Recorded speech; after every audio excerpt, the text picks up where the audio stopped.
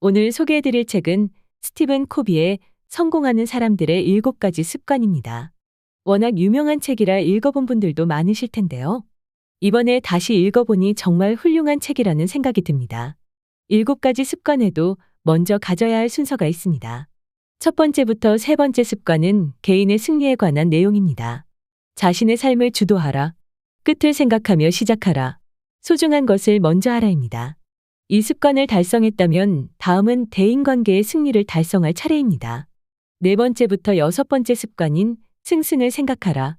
먼저 이해하고 다음에 이해시켜라. 시너지를 내라입니다. 마지막은 자기 쇄신인 끊임없이 쇄신하라입니다. 오늘은 7가지 습관 중 첫 번째 습관, 자신의 삶을 주도하라에 대해 알아보고자 합니다. 저자는 자극과 반응에 관한 개념을 설명하기 위해 빅터 프랭클 이야기를 소개합니다. 예전에 영상에서 소개해드린 죽음의 수용소라는 책에서 나오는 개념입니다. 유대인이었던 프랭클은 2차 세계대전 때 수용소로 끌려갑니다. 아내와 아이는 이미 가스실로 보내졌습니다.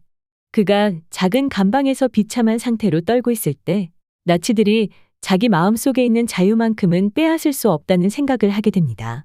나치는 감옥에 갇힌 그에게 고통을 주며 고문을 하지만 그 자극에 대한 반응 사이에서 어떤 반응을 할 것인지는 자신이 선택할 수 있다는 깨달음을 얻습니다.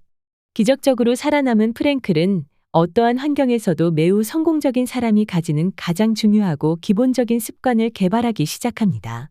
바로 주도적인 삶을 살기입니다. 인간은 본질적으로 주도적입니다. 그런데 삶이 주위의 여건이나 상황에 따라 좌우된다면 그것은 우리가 선택한 의식적인 결정이나 태만에게 우리를 지배할 수 있는 권한을 양도했기 때문입니다. 우리가 이 같은 선택을 한다면 우리는 반사적이 됩니다. 반사적인 사람은 종종 물리적인 환경에 영향을 받습니다. 예를 들면 날씨가 좋으면 기분이 좋고 날씨가 좋지 않으면 일하는데 힘이 나지 않습니다. 반사적인 사람은 주위 사람들이 자기에게 잘 대해줄 때 기분이 좋고 그렇지 않을 때는 방어적이고 자기 보호적이 됩니다. 반사적인 사람은 타인의 행동에 의존적이고 감정적인 삶을 살며 타인의 약점이 본인을 통제하도록 내버려 둡니다. 반사적인 사람은 기분, 분위기, 조건, 주변 여건에 따라 행동합니다. 이에 반해 주도적인 사람은 자신이 세운 가치 기준에 따라 행동합니다. 주도적인 사람 역시 물리적, 사회적, 심리적 자극에 영향을 받지만 그들의 반응은 의식적이든 무의식적이든 가치관에 입각한 선택이나 반응입니다. 저자는 말합니다. 우리가 고통스러운 것은 일어난 사건 그 자체 때문이 아니라 그것에 대한 반응 방식 때문이다. 물론 우리에게 무언가가 육체적으로나 경제적으로 해를 입힘으로써 슬픔을 줄 수도 있다. 그러나 그렇다고 해서 성품, 즉 기본적인 자기 정체성이 반드시 상처를 받아야 할 필요는 없다. 사실 우리가 겪은 힘든 경험들은 자신의 성품을 형성하고 내면적 힘을 개발해주는 시련이다. 이는 또 장차 닥칠 어려운 여건을 다스리는 능력과 다른 사람들에 대한 인내력도 키워준다. 우리가 가진 기본적인 본성은 스스로 주체가 되어 행동하는 것입니다. 여기서 적극적이 된다는 건 우리가 어떤 일을 완수할 책임을 인식하는 것을 뜻하기도 합니다. 많은 사람들이 저절로 좋은 일이 일어나거나 누군가 자신을 돌봐주기를 기다립니다. 어떤 일을 솔선수범해서 적극적으로 하는 사람과 피동적으로 하는 사람 간의 간격은 말할 수 없이 벌어집니다. 성공적인 삶을 살고 싶다면 반드시 자기 자신이 주체가 되어야 합니다. 나머지 6가지 습관을 개발하는데도 여러분이 주체가 되지 않으면 기를 수 없기에 첫 번째 습관이 가장 중요하고 기본이 되는 습관입니다. 태도와 행동은 우리가 가진 패러다임에서 나옵니다. 가령 우리가 쓰는 말을 보면 자신이 얼마나 좋은 사람인가를 알 수 있는 좋은 측정 기준이 됩니다. 반사적인 사람들이 쓰는 말에는 책임감이 없습니다. 예를 들면 이런 말들입니다. 이게 내가 할 수 있는 전부야. 그가 나를 이처럼 화나게 해. 나는 그것을 할 수 없어. 또 시간도 없고. 만약 내 아내에게 좀 더 인내심이 있다면? 이러한 표현에서 나타나는 일반적인 공통점은 책임 전가입니다. 나는 반응을 선택할 수 없다는 것이지요. 반사적인 말이 갖는 심각한 문제는 자신의 운명은 이미 결정되었다는 패러다임을 굳게 믿고 그에 맞는 증거를 만든다는 데 있습니다. 그 결과 자신의 인생이나 운명에 대한 책임을 상실하고 피해의식을 갖게 되며 스스로에 대한 통제력도 잃게 됩니다. 한 세미나에서 스티븐 코비가 강연을 할 때 남성 참가자 한 명이 그에게 다가와 말했다고 합니다. 상황이란 천차만별이고 자신의 결혼 생활은 예전 같지 않다고요. 아마도 자신은 더 이상 그녀를 사랑하지 않고 그녀 역시 자기를 사랑하지 않는 것 같다고 고민을 털어놓았습니다. 스티븐 코비는 예전과 같은 감정이 전혀 없는지 물었고 그는 없다고 대답한 뒤 하지만 부부에게는 돌보아야 할 아이들이 셋이나 있다고 말했습니다. 코비는 그에게 그녀를 사랑하라고 대답했습니다. 그는 당황해서 더 이상 감정이 없는데 무슨 말이냐고 항변했지요. 그가 사랑하지 않는 사람을 어떻게 사랑하냐고 묻자 코비가 대답합니다. 선생님, 사랑은 하나의 동사입니다. 사랑한다는 감정은 사랑하는 행동에서 나온 결실입니다. 그러니 먼저 사랑하십시오.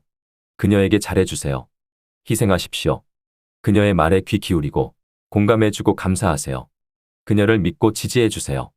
그렇게 할 의사가 있습니까? 반사적인 사람들은 사랑을 느끼는 감정으로 봅니다. 이들은 이러한 감정의 노예가 됩니다. 할리우드 영화의 각본은 대부분 인간이 감정의 동물이기에 행동에 대한 책임을 지지 않아도 되는 것처럼 믿게 합니다. 주도적인 사람들은 사랑을 행동하는 동사로 만듭니다. 사랑은 우리가 행하는 그 행동입니다. 만일 여러분이 사랑을 공부하고 싶다면 다른 사람을 위해 희생하는 사람들에 대해 연구해야 합니다. 그들은 사랑을 받고도 모욕을 주거나 사랑을 되돌려주지 않는 사람들까지도 사랑합니다. 주도적인 사람은 감정보다는 가치를 우선시합니다. 사랑이란 감정은 회복할 수 있습니다. 여러분이 주도성이 있는지 확인할 수 있는 또 하나의 좋은 방법은 여러분의 시간과 에너지를 어디에 집중하는가를 살펴보는 것입니다. 우리는 저마다 다양한 관심의 영역을 가지고 있습니다. 건강, 자녀, 공부, 직장, 투자, 전쟁, 정치 등 여러 가지가 있을 수 있겠지요. 펜을 들고 동그라미 하나를 그려봅니다. 원 안에 관심의 원이라고 적습니다. 이제 관심의 원에 들어있는 대상을 살펴보면 우리가 전혀 통제력을 갖지 못하는 것과 통제력을 갖고 있는 것으로 구분할 수 있습니다. 이 두 가지 영역 중 어디에 시간과 에너지를 집중하는지 살펴보면 자신의 주도성의 정도가 어떤지 발견할 수 있습니다. 다시 동그라미를 하나 그려봅시다. 원 안에는 영향력의 원이라고 적습니다. 원 바깥에 그보다 큰 동그라미 하나를 겹쳐 그려봅니다. 그 원에는 관심의 원이라고 적습니다. 주도적인 사람은 자신의 노력을 영향력의 원에 집중합니다. 그들이 가진 에너지의 본질은 영향력의 원을 증가시키는 긍정적이고 적극적인 특성이 있습니다. 반사적인 사람은 자신의 노력을 관심의 원에 집중합니다.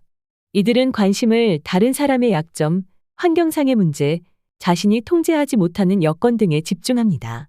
이 같은 대상에 집중하면 부정적, 즉 소극적 에너지가 나타나게 되고 자신의 영향력 내에 있는 것에 무관심해지기 때문에 마침내는 영향력의 원을 축소시킵니다. 관심의 원은 기대적인 표현으로 가득 차 있습니다. 집을 살 때 빌린 돈을 모두 갚을 수 있으면 행복할 텐데 사장이 저런 독재자만 아니라면 내 남편이 좀 더 무던한 사람이라면 우리 아이들이 좀 더 말을 잘 듣는다면 만일 내가 학위를 가졌더라면 같이 초점을 외부에 맞춥니다. 이에 반해 영향력의 원은 결의적인 표현으로 가득 차 있습니다. 나는 좀 더 참을성 있는 사람이 될 수 있다. 나는 좀 더 현명하게 처신할 수 있다. 나는 좀 더 사랑을 나누어 줄 수 있다 등과 같이 초점을 내적 성품에 맞춥니다. 주도적인 접근 방법은 내면에서 외부로 변화하는 방법입니다. 외부에 있는 것들을 긍정적으로 변화시키기 위해 우리 자신이 뭔가 달라져야 한다는 것입니다. 만약 날씨처럼 자신이 통제할 수 없는 일들이라면 그대로 받아들이는 마음가짐도 필요합니다. 저자는 말합니다. 우리가 자신의 생활을 직접적으로 통제하는 데는 두 가지 방법이 있다.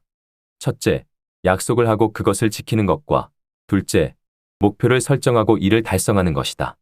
아주 작은 약속일지라도 항상 그것을 실천한다면 자기 통제의 장점을 깨닫게 하는 내적인 성실성을 갖추게 된다. 뿐만 아니라 인생에 대해 책임질 수 있는 능력과 용기를 갖게 된다. 우리가 자신과 다른 사람에게 약속을 하고 또 이를 지키면 자신의 신용과 명예는 감정이나 기분보다 점차 더 중요해진다. 이 세상에서 어떤 자극이 주어지든 그에 대한 반응을 선택할 수 있다는 사실을 잊지 않고 주도적인 삶을 살아가면 좋겠습니다. 오늘 한 권의 책은 성공하는 사람들의 7가지 습관이었습니다. 구독하시면 좋은 책을 추천받으실 수 있습니다. 작가 이하림입니다. 감사합니다.